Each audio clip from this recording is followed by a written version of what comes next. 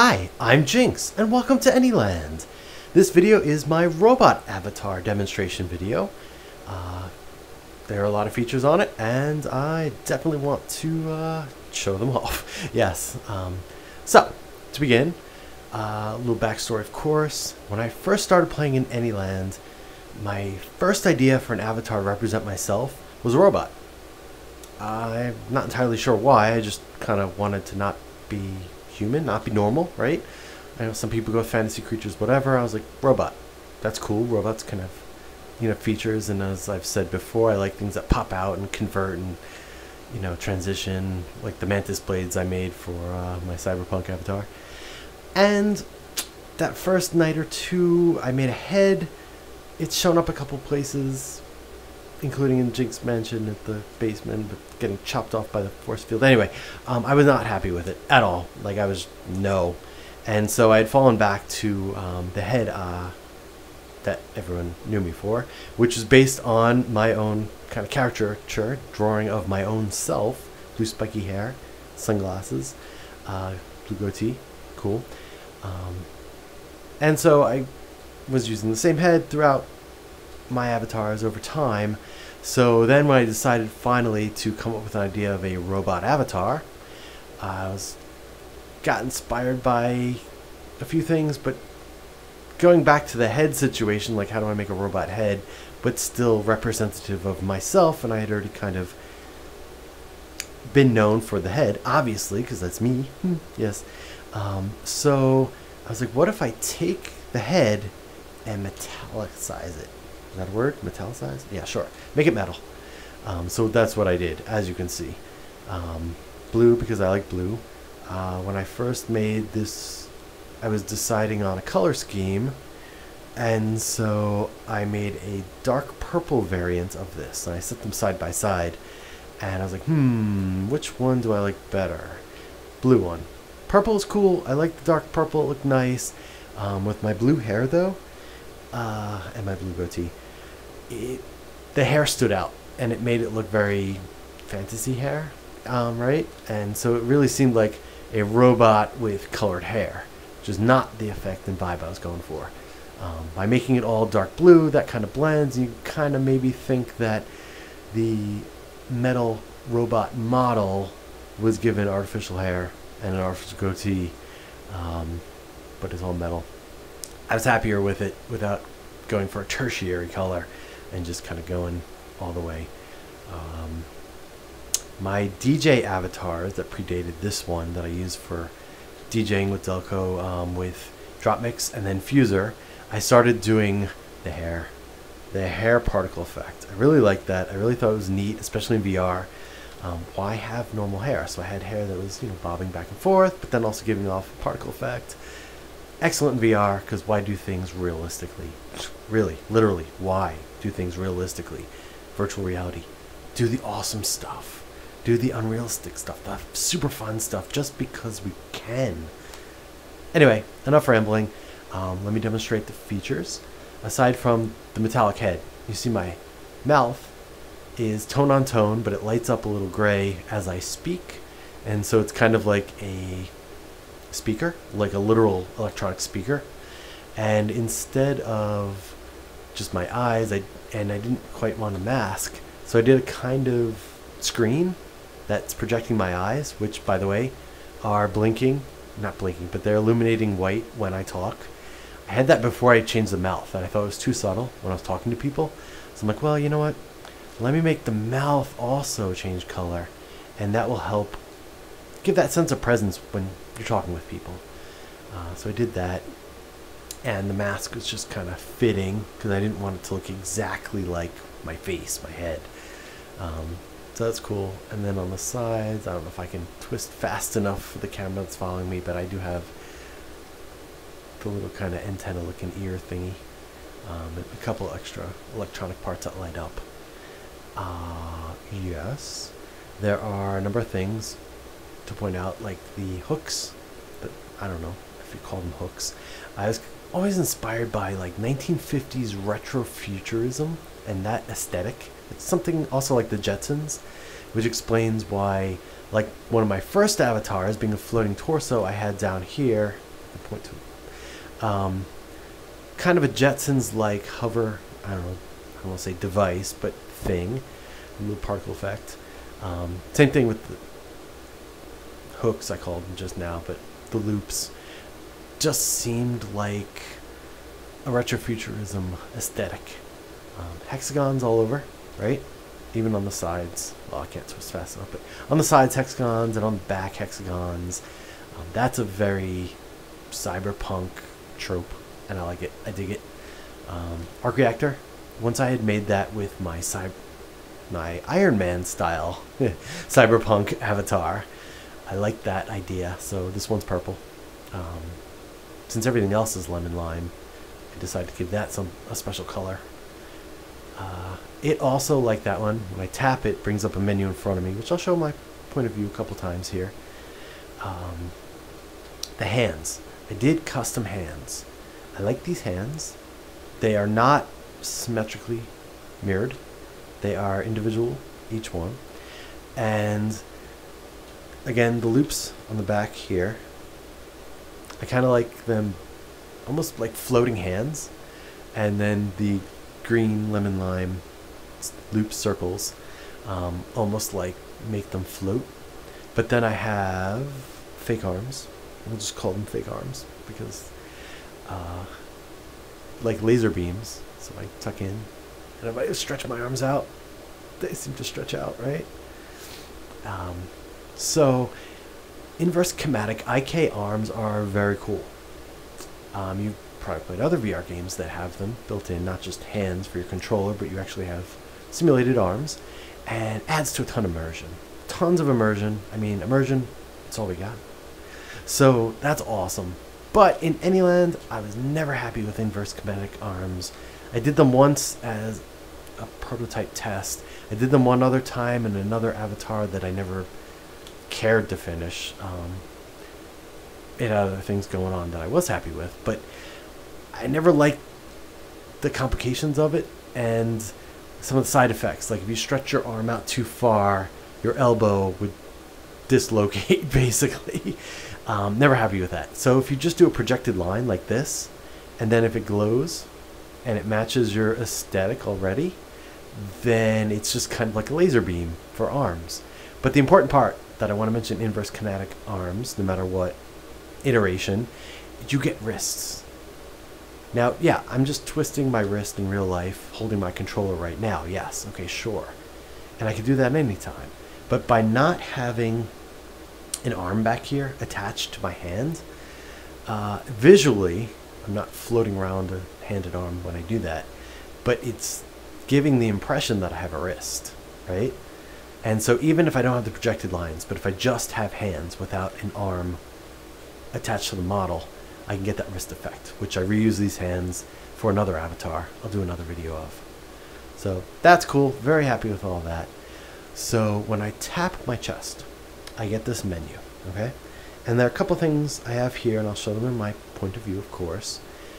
Might as well show a super cool thing right off the bat, tactical mode. Right? So now, in tactical mode, I go red, and I get armored, and even my hands get armored. The plate comes flying in from far distant away, and the back plate does from back behind me. The armored plates from my hands themselves come flying off from a distance wherever my hands are pointed. So I like to hold my hands up like they're flying from obviously up in the sky, and then do that as as they come on. So it's like, and then yeah, momentum, of course. So still access my menu, cool, and all the features, and then it's just fun. Notice my eyes got kind of mean looking, and there's a visor, like a translucent visor across. Cool, very good. All persistent states, so I can keep this going for more than 30 seconds, obviously, if I ever feel like it. Fun thing when I take it off. There we go. So it's like the armor breaks off of me. So the avatar emits a couple pieces, which then just hit the ground and die, basically, despawn. So I like that a lot. I think that was a clever way to do armor. Armor that comes from nowhere, but then like builds up. And then when I'm done, it just peels off. Just a blade of armor kind of thing. Yeah, okay, so that's a cool thing. Super cool add-on, like my Iron Man style cyberpunk avatar. Kind of recreated some fun armor. So let me, I guess, go into my point of view here. And yes, I'm filming on location in Neon City. And one of the unused party rooftops Delco and I made. We made a stage for a future DJ thing, since apparently it became a thing where we'd create a brand new club before any DJ session. And that's the glass elevator from the start. You start in that building about there, but we'll see that in the Neon City walkthrough video. Alright, the reason we're here. If I tap my chest, I get this menu. Cool. IO obviously just turns that off. Reboot I'll show in third person external view because reboot resets all of my features, but it also does a fun cursor blank screen. Tactical mode is what we saw. Yep. There we go. And then splits off. And then activate menu. So instead of doing, obviously I can't, buttons on my arm. I mean, okay, yes, I still have the how many people in area. Activate menu. You can see it popped open real quick, I guess. Okay. If I do activate menu, right on my coming out of the top of my chest, a panel opens up and a little projector comes out. Okay, so right, the point of view, it's right there. So menu, cool. Still have the reboot to reset everything. So left and right curved menus. Left menu alters the right hand. Right menu alters the left hand. Why? Because watch, if I go for blaster, right, and watch my hand, the fingers are going to convert into these different modes. Yeah. So now I've got a blaster in my hand, a little holographic ring to help me aim. But you see the fingers all moved into this position. And then they grew, sure. But now if I hit trigger, I can shoot my little ring blasts with the old school particle effect, which is fun. Yep, tap. Again, reboot, resets. Or I can hit it, give it a sec, and hit it again, it goes back. Sure. So I can do tri-shot with this hand. Yeah. And see, it's like that. And now I can, it shoots 3 per trigger press.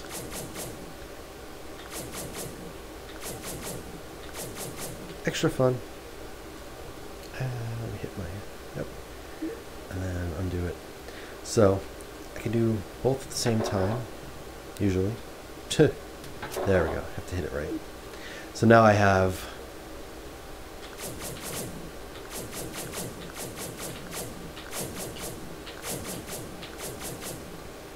cool. So it's nice to have guns on you in case you need it. Yes, yes. So hand shield. So again with the fingers, we're going to this mode, right? Okay, so that's interesting. So it's kind of like my index and pinky fingers became antenna. And my other fingers moved out, and joints moved out to that. Why? Okay, what happens if I hit trigger here? Ha! So remember, I've had my finger projector shield, so now it's off the side of me. So if I go into external view, we can see like this, you can see it's coming off the side of me. I'd hold it up in front of me, of course.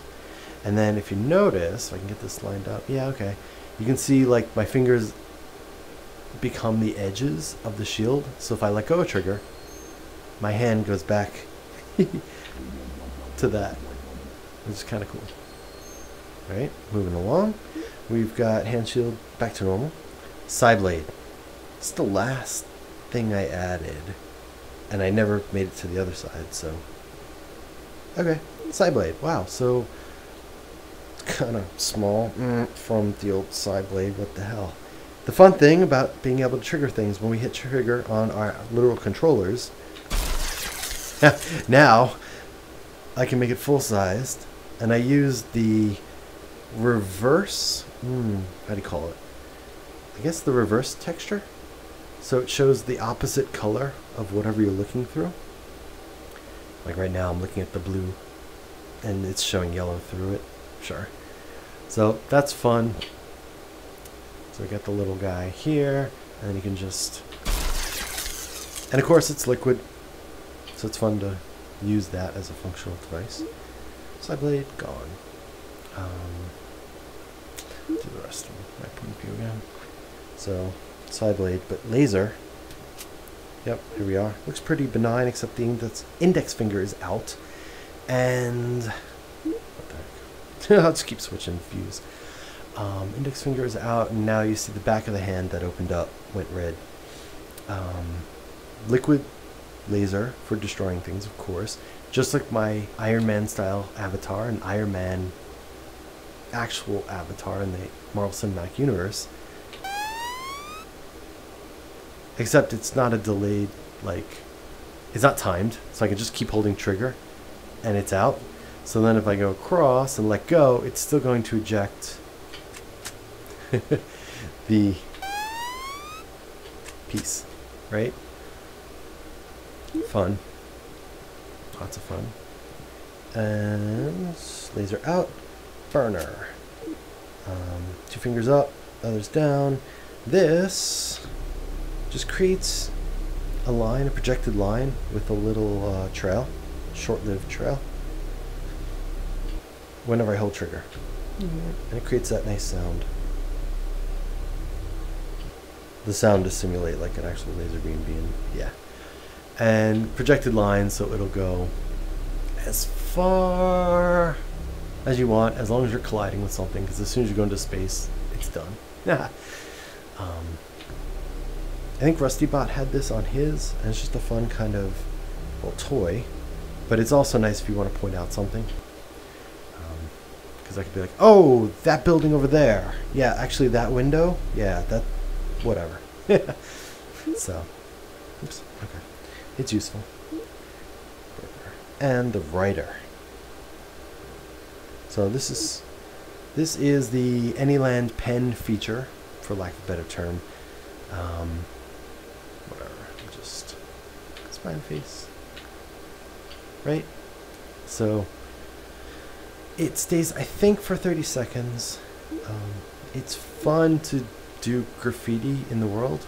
Just, it is. So that's always neat. Let's see, while we're waiting for that to go away.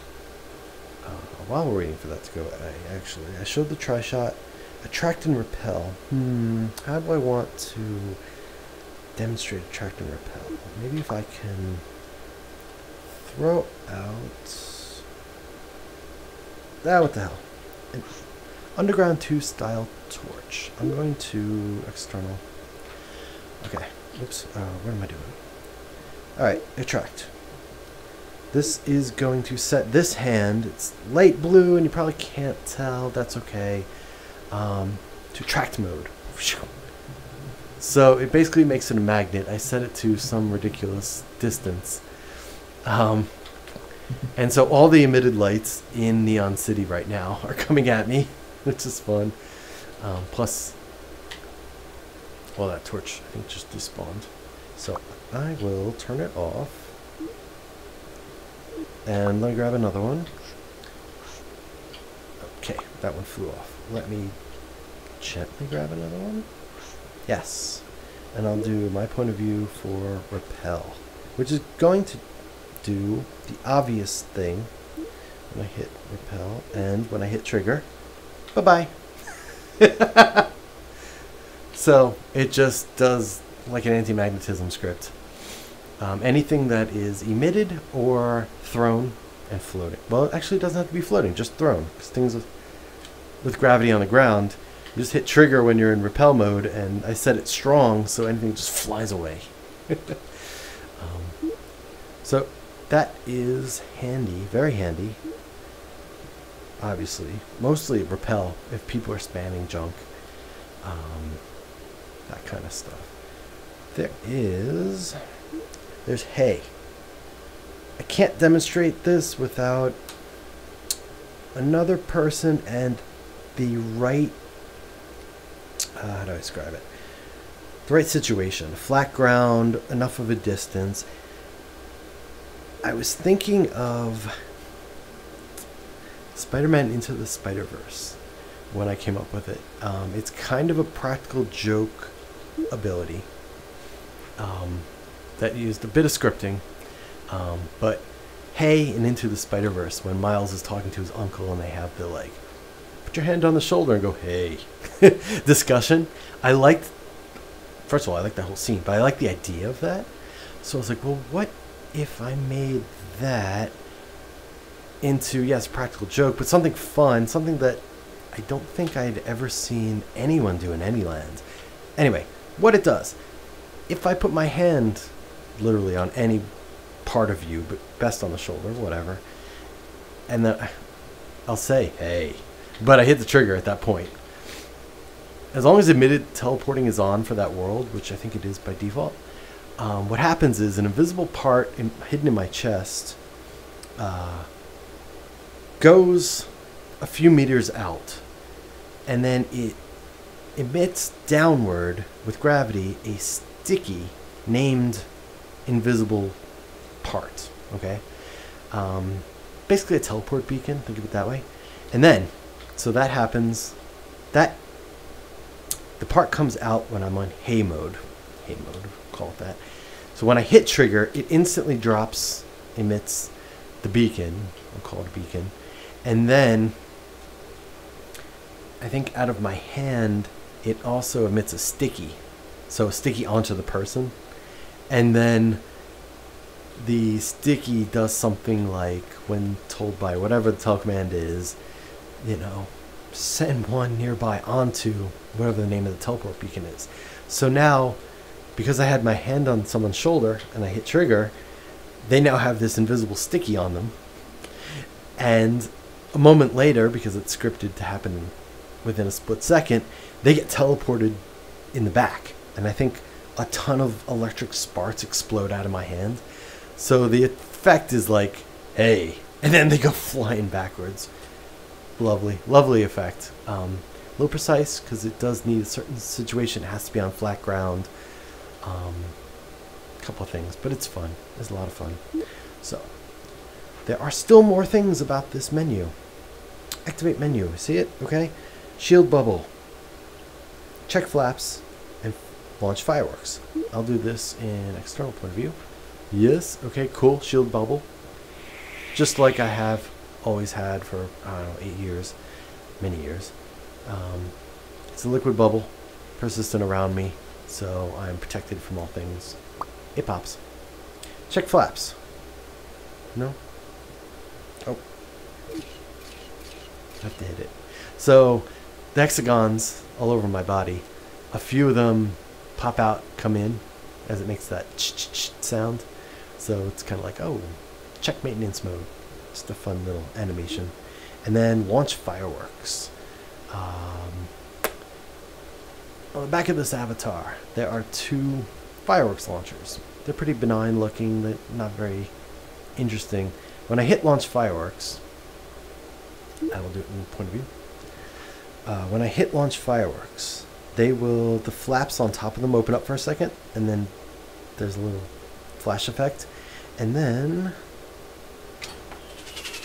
it actually shoots fireworks out of them. So I can keep hitting them. Right? So those are the fireworks that I created for Fireworks Beach Night.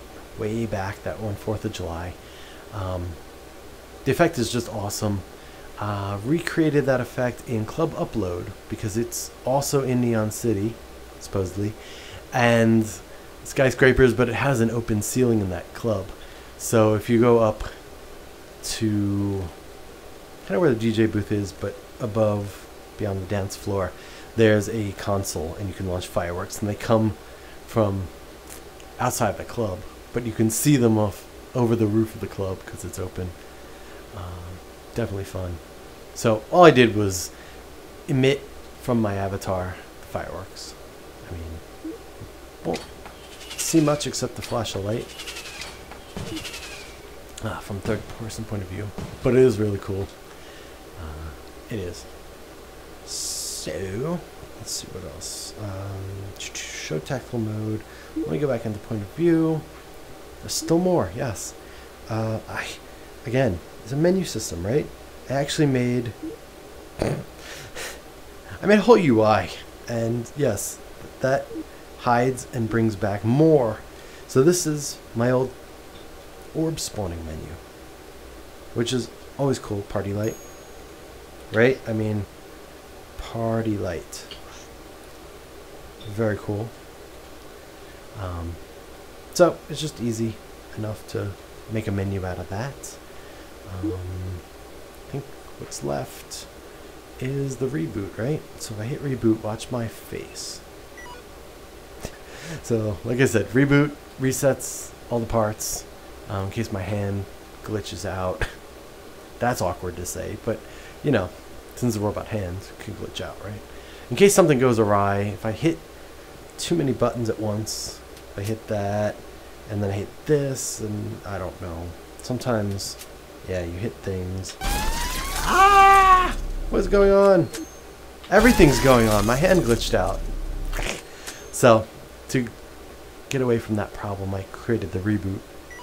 So every single part and all these persistent fingers, everything, has an extra line of script that listens for the specific reboot command.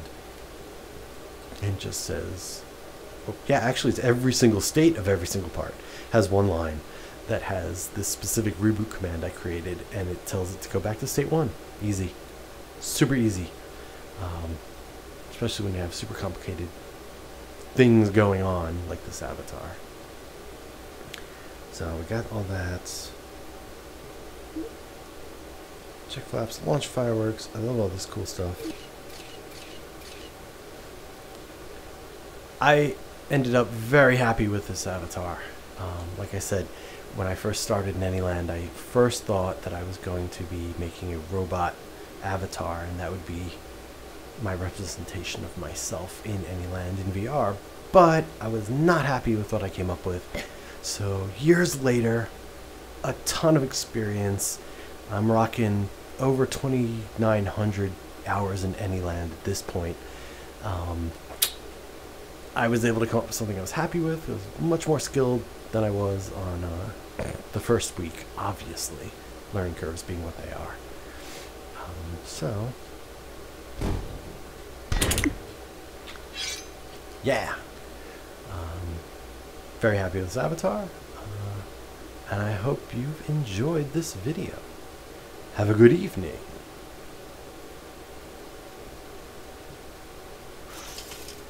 Deactivate recording mode.